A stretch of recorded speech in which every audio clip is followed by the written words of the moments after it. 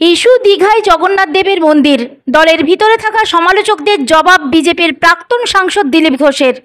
বুধবার দুর্গাপুরের ইস্পাতনগরীর বিজনে জগন্নাথ দেবের মন্দিরে সস্ত্রীক জগন্নাথ দেবের স্নানযাত্রায় অংশগ্রহণ করতে এসেছিলেন দিলীপ ঘোষ।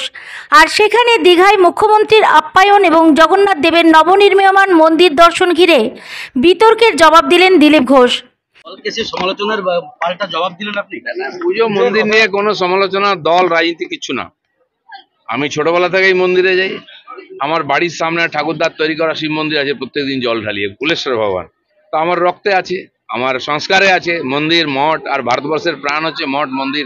এটা সেটা সুযোগ পেলে যে আজকে সংযোগবশত এসেছিলাম অন্য একটি প্রোগ্রামে দুর্গাপুরেতে, তো সেই সুযোগে জগন্নাথ মন্দির অনেকদিন পরে আসার সুযোগ হলো। আমি 25, 26, 28 বছর আগেও এখানে এসেছি। এইখানে উৎসবে সেই খিচুড়ি বিতরণ করা ইত্যাদি করেছে তখন সংঘের কাজের জন্য। আজকে পুরোনোদের সময় গত বছরও এখানে ছিলাম, তখন ইস্কনের মন্দিরে গেছিলাম। তো প্রভু যেখানে ডাকেন চলে যায়। এই সুযোগেই তো দীঘাতে গিয়ে সমালোচনা আমাকে করতে হচ্ছে। সমালোচনা যদি কেউ করে, এখানে পশ্চিমবাংলায় সব জিনিস নিয়ে আলোচনা হয়, তাতে কিছু যায় আসে না। ভগবানের সঙ্গে ভক্তের সম্পর্ক আছে। আমি যাই যাব, ওই বাজ বিচার কার মন্দির কে করেছে, কি রাজনীতি, ওই মধ্যে পড়ার দরকার নেই। আগে একা আসতাম, এখন স্ত্রীর সঙ্গে আছেন, তো দুজন মিলেই তীর্থ করতে হবে, ধর্ম করতে হবে। সমালোচনা করার যারা তারা করবে, তারা তাদের মতো সময় থেকে জবাব পাবে। আমি আমার কাজ করি। তার জন্য সমালোচনা আপনার দল থেকেও সমালোচনা হয়েছে। ঠিক আছে, মুখ্যমন্ত্রী ওখানে ছিলেন, তিনিও এসেছিলেন মন্দিরে, আমিও গেছিলাম। মুখ্যমন্ত্রী আমাকে ডাকলেন, তা আমি গেলাম, নমস্কার করলাম, দেখা করলাম, চলে এলাম। সৌজন্য সাক্ষাৎকার। দলই সব থেকে বড় সমালোচনা করেছে। দল করেনি, কিছু কিছু লোকের অসুবিধা হয়, তারা করেছে, তাদের কিছু যায় আসে না। তাদের দিলীপ ঘোষের সমস্যা, আমার কোনো সমস্যা নেই, আমাকে নিয়ে লোকের সমস্যা। হ্যাঁ, হতেই পারে, দেবেন, পড়ে যাবে।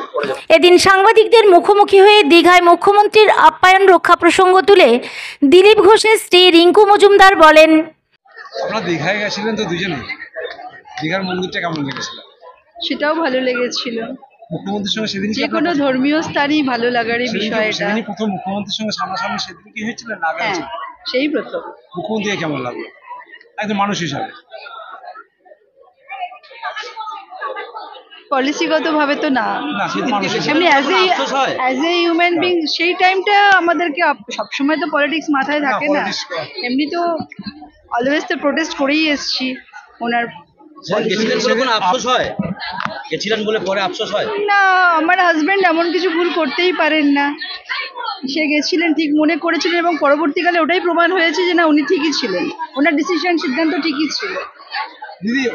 ওটা তো পার্ট অফ পলিটিক্সটা, ওটাকে ডিপ্লোম্যাটিক্যালি ওটাকে একটা কন্ট্রাডিক্ট করা। আপনাদের সঙ্গে যে ব্যবহার করেছিলেন, কোনো সময় মনে হয়েছিল যে পলিসিগতভাবে যে মায়ের মানুষটা লড়াই করছেন, সেই মানুষটা অন্যরকম লাগলো সেদিনকে?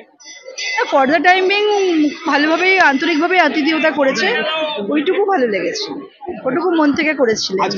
ওনাকে হয়তো রেসপেক্ট করেন, সেই কারণে ওনার আইডিওলজি, ওনার প্রিন্সিপাল, ওনার অ্যাক্টিভিটিস হয়তো উনি সেগুলোকে লাইক করেন, তাই ওভাবে আতিথেয়তা করেছিলেন। আর আমি ওনার সঙ্গে ছিলাম বলে আমি ওটাকে হয়তো।